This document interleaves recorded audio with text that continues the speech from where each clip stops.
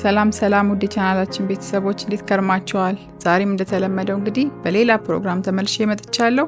ዛሬ ይዤላችሁ የመጣሁትም በቀላሉ በቤታችን የተለያዩ ፕሮግራሞች ሲኖሩብንም ሆነ በአዘቦት ቀናት ጤናማ የሆነ ኪኔቶን እንዴት አዘጋጅተን ልንጠቀም እንደምንችል ነው። እንደምትወዱትም ተስፋ አደርጋለሁ። እስከ መጨረሻው አብራችሁን ቆዩ።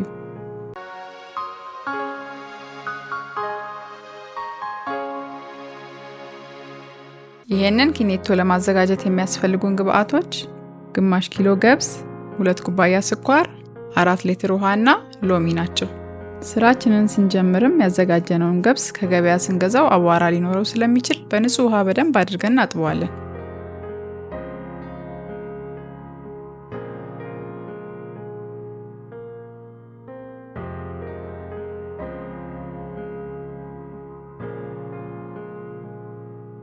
ገብሱን በደንብ አድርገን ካጠብን በኋላም ለተወሰነ ሰዓት እንዲደርቅ እናስቀምጠዋለን።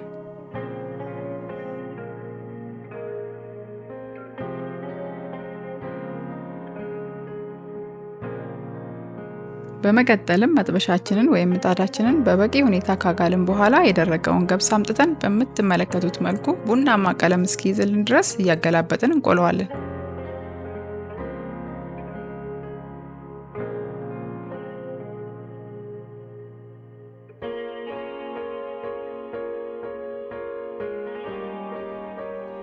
በምንቆላበት ወቅት መጥበሻችን ወይም ምጣዳችን ከጋለ በኋላ እኩል ሆኖ እንዲበስል ቶሎ ማገላበጥ ያስፈልጋል።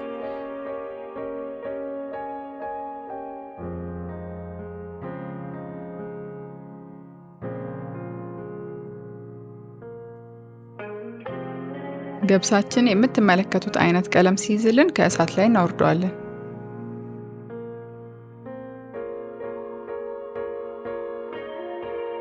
ከእሳት ላይ አውርደነው ትንሽ ቀዝቀዝ እስኪል ከጠበቅን በኋላ በቅመም መፍጫ ወይም በቡና መፍጫ ድቅቅ እስኪል ድረስ እንፈጨዋለን።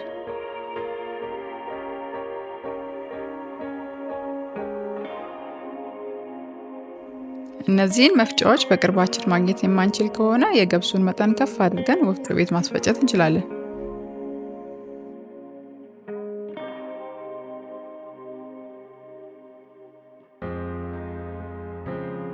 እንደምትመለከቱትም ገብሳችንን ድቅቅ አድርገን ፈጭተነዋል።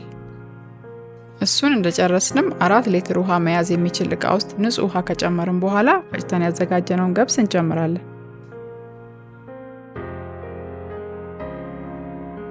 ቻናላችንን ሰብስክራይብ ያላደረጋችሁ ካላችሁ ሰብስክራይብ በማድረግ ቤተሰብ እንድትሆኑና በየጊዜው የምንለቃቸውን ጠቃሚ የምግብ ዝግጅት ፕሮግራሞች እንዲደርሷችሁ የደወል ምልክቷን መጫን አትርሱ። ፕሮግራማችንን ከወደዳችሁም ለሌሎች እንዲደርስ ላይክ እና ሼር ማድረግም አትዘንጉ።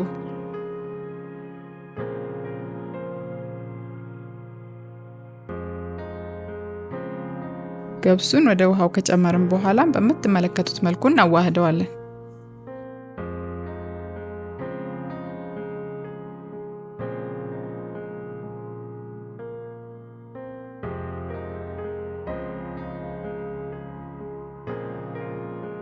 አዋህደን ከጨረስን በኋላ ከድነነው ለ4 ቀን ያህል ምንም ሳይነካካ እናስቀምጠዋለን።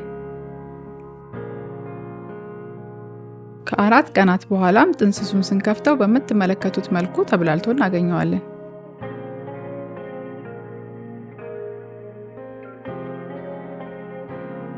ከዚያም ሌላ ተለቅ ያለ ዕቃ አምጥተን እያጣራን እንገለብጠዋለን።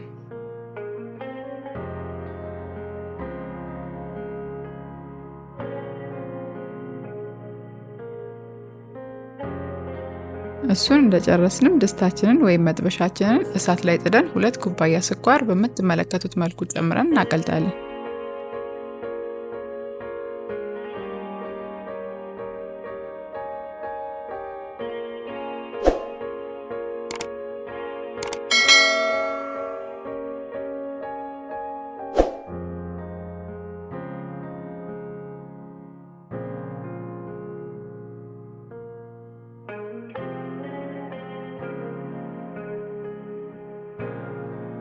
ስኳሩ ሙሉ በሙሉ ከቀለጠ በኋላም 1 ኩባያ ውሃ እንጨምርበታለን።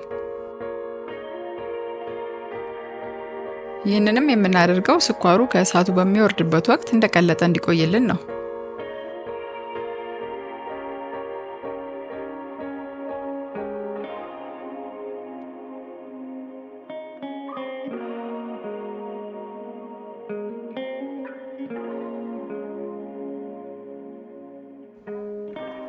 ስኳራችንን አቅልጠን ከጨረስን በኋላም ቅድም አጣርተን ወደ አስቀመጥነው ኪኔቶ ወስደን እንጨምረውና እያማሰለን በደንብ እናቀላቅለዋለን።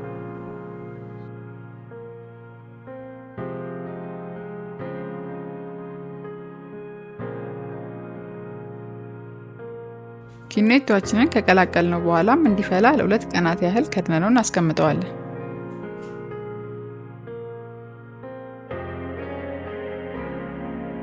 ከ2 ቀናት በኋላም ኪኔቶአችን ለመጠጥነት ዝግጁ ሆኗል። የተለያዩ ፕሮግራሞች ሲኖርብን ወይም በአዘቦት ቀናት በዚህ መልኩ እንዲህ ጤናማ የሆነ ኪኔቶ በቤታችን አዘጋጅተን መጠቀም እንችላለን።